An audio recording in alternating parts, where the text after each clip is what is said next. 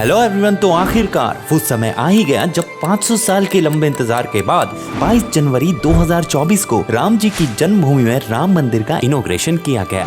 ये एक ऐसा ऐतिहासिक पल था जिसके लिए हजारों लोगों ने संघर्ष किया, बलिदान दिया, क्योंकि हमारी भावनाएं, हमारी श्रद्धा इससे जुड़ी हुई है। सोचिए कैसा लगा होगा उस समय के लोगों को जब इन्वेडर्स ने आके राम जी की जन्मभूमि में ही राम जी के मंदिर तोड़ दिए होंगे और वो कुछ नहीं कर पाए। लेकिन आज वहीं पर राम मंदिर फिर से बनकर तैयार है। क्या आप जानते हैं यहाँ तक पहुँच पाना इतना आसान भी नहीं था। हमें इसकी वैल्यू पता होनी चाहिए, क्योंकि ये बहुत ही अनबिलीवेबल सी बात है कि हमने अपने ही देश में अपनी संस्कृति बचाने के लिए कई सदियां गुजार दी, सिर्फ ये साबित करने के लिए कि ये हमारा इतिहास है, हमारी पूर्वजों की धरोहर है। बड़ी बात ये है कि ये मंदिर सदियों से हमारा होने के बाद भी हमने इसे किसी से छीन के नहीं लिया, बल्कि एक लंबी कानूनी लड़ाई लड़के लिया। इसलिए इस वीडियो में आप हमारे साथ एंड तक बने रहिए।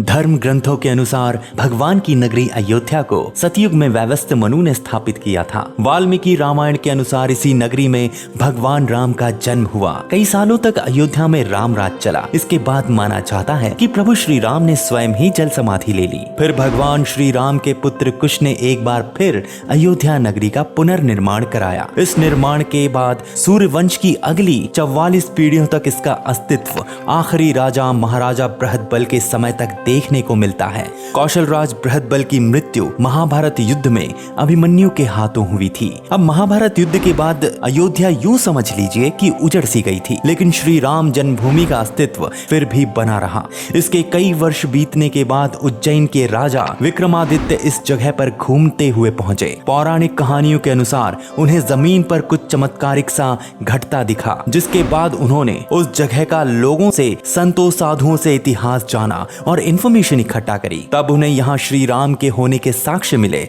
और कई मंदिर भी, जिसके बाद उन्होंने यहाँ काले रंग के कसौटी पत्थरों के साथ 84 स्तंभ वाले मंदिर का निर्माण कराया। इसके बाद कई राजा आए और चले गए। अब 15वीं शताब्दी में भारत पर बाबर इन्वेड करता है और दिल्ली सल्तनत के अंतिम सुल्तान इब्राहिम लोदी को हराकर मुगल साम्राज्य की नींव रखता है। लेकिन इसी बीच कुछ ऐसा होता है जो कि सदियों तक चलते रहने वाले बहुत बड़े विवाद को जन्म देता है। होता यूं है कि साल 1525 में मुगल शासक बाबर के सेनापति मीर बांकी ने बाबर के कहने पर राम जन्मभूमि पर बने प्राचीन मंदिर को ध्वस्त कर वहां मस्जिद बना दिया। बाबर के सम्मान में मीर बांकी ने इस मस्जिद का नाम बाबरी मस्जिद दिया, जिसका उल्लेख हमें बाबरनामा में मिलता है। ये वो दौर था जब मुगल शासन पूरे देश में फैल रहा था। मुगलों और नवाबों के शासन में हिंदुओं की क्या हालत थी ये हम जानते ही हैं। तो 1528 से 1853 तक इस मामले में हिंदू ज्यादा कुछ नहीं कर पाए।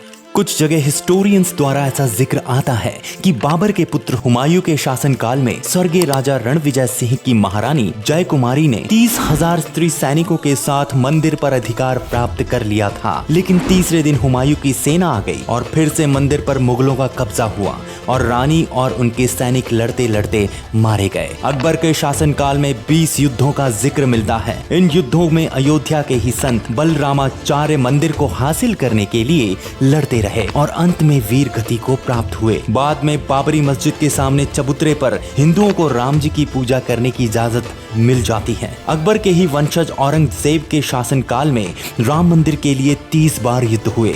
तो आप देख सकते हैं कि कैसे तब भी हिंदू राम मंदिर को पाने के लिए संघर्ष करते आ रहे थे। अब जब भारत में ब्रिटिश रूल आता है तब हिंदुओं ने ये मामला उठाया और कहा कि भगवान राम के जन्म स्थान मंदिर को तोड़कर मस्जिद बना ली गई, जिसके बाद से रामलला के जन्म स्थल को वापस पाने की लड़ाई फिर शुरू हुई। कहा जाता है कि अयोध्या में इस मुद्दे को लेकर हिंदू मुस्लिम हिंसा की पहली घटना 1853 में हुई थी, जब निर्मोही अखाड़ा ने ढांचे पर दावा करते हुए कहा कि जिस स्थल पर मस्जिद खड़ा है वहाँ एक मंदिर हुआ करता था, जिसे बाबर के शासनकाल में ध्वस्त कर दिया गया। अगले 2 साल तक इस मुद्दे को लेकर अवध में हिंसा भड़कती रही। कहते हैं 1855 तक हिंदू और मुसलमान दोनों एक ही इमारत में पूजा या इबादत करते थे। लेकिन 1857 में आजादी के पहले आंदोलन के चलते माहौल थोड़ा ठंडा पड़ गया। 1859 में इस मुद्दे की गंभीरता को देख ब्रिटिश शासकों द्वारा मस्जिद के सामने एक दीवार बना दी गई। परिसर के भीतरी हिस्से में मुसलमानों को और बाहरी हिस्से में हिंदुओं को प्रार्थना करने की अनुमति दी गई।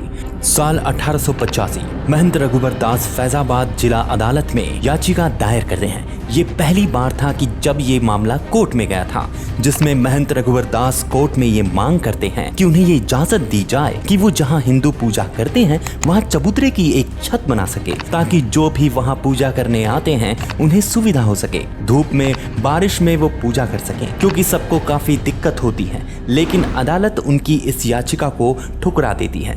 जज ने फैसला सुनाया कि वहां हिंदुओं को पूजा अर्चना करने का अधिकार है, लेकिन जिलाधिकारी के फैसले के खिलाफ मंदिर को पक्का बनाने या छत डालने की अनुमति नहीं है। अयोध्या विवाद की असली शुरुआत 23 दिसंबर 1949 को हुई, जब भगवान राम की मूर्ति मस्जिद के मेन भाग में पाई गई और बड़ी संख्या में वहां लोग आने लगते हैं, पूजा होने लगती है, जिसको लेकर हिंदुओं का कहना था कि भगवान राम प्रकट हुए हैं, जबकि मुसलमानों का दावा है कि किसी ने रात में चुपचाप मूर्तियां वहां रख दी, जिससे फिर दंगे शुरू हो जाते हैं, जिसके बाद गवर्नमेंट पूरे इस इलाके को ही ताला लगा देती है और सबके लिए बंद कर देती है। अब यहाँ किसी को भी आने की परमिशन नहीं थी। इसके बाद 1950 में हिंदू महासभा के वकील गोपाल विशारद ने गवर्नमेंट द्वारा लगाए गए प्रतिबंध हटाने के लिए फैजाबाद जिला अदालत में अर्जी दाखिल कर रामलला की मूर्ति की पूजा का अधिकार देने की मांग की। तो वहीं 1959 में निर्मोही अखाड़ा भी केस करता है कि ये जो पूरी की पूरी जगह है उसका हक उन्हें दे दिया जाए, जिसके बाद 1961 सुन्नी वक्फ बोर्ड ने मूर्ति स्थापित किए जाने के खिलाफ कोर्ट में अर्जी लगाई और मस्जिद व आसपास की जमीन पर अपना हक जताया। अब इन सब केस के चलते साल 1986 में कोर्ट सरकार को आदेश देती है कि हिंदू श्रद्धालुओं के लिए इस जगह को खोल दिया जाए। इसके बाद फिर से इस जगह का ताला श्रद्धालुओं के लिए खोल दिया जाता है, जिससे मुस्लिमों को ये बात ठीक नहीं लगती और वो अब बाबरी मस्जिद कमेटी बनाते हैं और इस जगह पे अपने हक की मांग करते हैं। इसके बाद आता है सन 1990, जब लाल कृष्ण आडवाणी 25 सितंबर को गुजरात के सोमनाथ से अयोध्या तक की एक रथ यात्रा का ऐलान करते हैं। इस यात्रा को 6 हफ्तों में अयोध्या पहुंचना था। इस यात्रा के साथ देश भर में सांप्रदायिक तनाव बढ़ता जा रहा था। 30 अक्टूबर का दिन था। पुलिस ने अयोध्या के लिए सभी बस और ट्रेन सेवाओं पर रोक लगा दी। अयोध्या में कर्फ्यू लगे 4 दिन हो चुके थे और सीएम मुलायम सिंह यादव ने ऐलान कर दिया था कि अयोध्या में परिंदा भी पर नहीं मार सकता, जिसे खुली चुनौती समझा गया। अधिकांश कार सेवक पैदल चलकर अयोध्या पहुंचते हैं। लाखों कार सेवक अयोध्या में इकट्ठा हो चुके थे। जब हजारों की संख्या में लोग विवादित स्थल के पास एक गली में इकट्ठा हुए तो हालात बेकाबू हो गए। कार सेवक विवादित ढांचे पर झंडा फहरा देते हैं और उसी वक्त पुलिस और सुरक्षा बलों द्वारा गोलियां चल जाती हैं।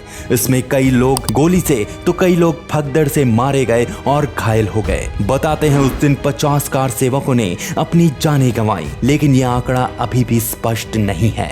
अब आते हैं साल 6 दिसंबर 1992 पर। आज से ठीक 32 साल पहले केंद्र में नरसिम्हा राव की सरकार थी और उत्तर प्रदेश में मुख्यमंत्री थे कल्याण सिंह। ये वो दिन था जिस दिन एक बार फिर भारी संख्या में कार सेवक अयोध्या में पहुंचने वाले थे। कल्याण सिंह के आदेश थे कि पिछली बार की तरह कोई भी भीड़ पर गोली नहीं चलाएगा। देखते ही देखते देश भर से लाखों कार सेवकों की भीड़ अयोध्या के बाबरी मस्जिद की ओर बढ़ती जा रही थी। इसमें हजारों लोग एक साथ नारे लगा रहे थे, जय श्री राम, रामलला हम आएंगे, मंदिर वहीं बनाएंगे, एक धक्का और दो। इस नारे की गूंज से पूरी अयोध्या नगरी गूंज रही थी। समय बीतने के साथ वहां लोगों की भीड़ लगातार बढ़ती जा रही थी। दोपहर को अचानक भीड़ गुबंद पर पहुंचने में कामयाब हो गई। इसके बाद वहां होने वाले घटनाक्रम पर किसी का भी नियंत्रण नहीं रहा। भीड़ बेकाबू हो चुकी थी और गुबंद ध्वस्त। यह सब होने में महज 2 घंटे लगे।